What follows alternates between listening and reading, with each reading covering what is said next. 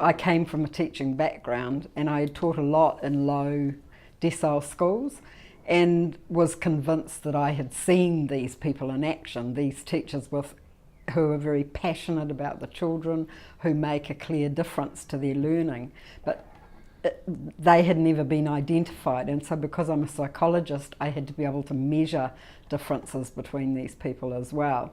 And I guess the main way I did that was by looking at teachers whose expectations were well above student achievement at the end of the year, and then looking at what that meant for student outcomes. And there were clear differences between students with high expectation teachers and low. But as part of my doctoral research, I also interviewed the teachers and observed in all their classrooms as well.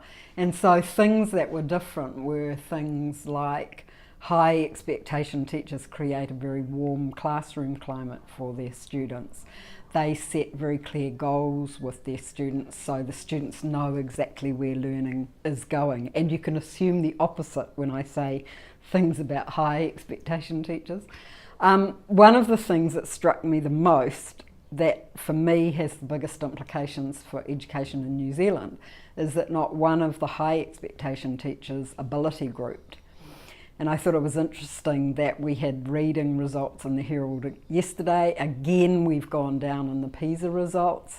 Again, it emphasised actually the disparity between our highest and lowest achievers, and the fact that we have one of the highest grouping rates in the OECD. But that sort of become a real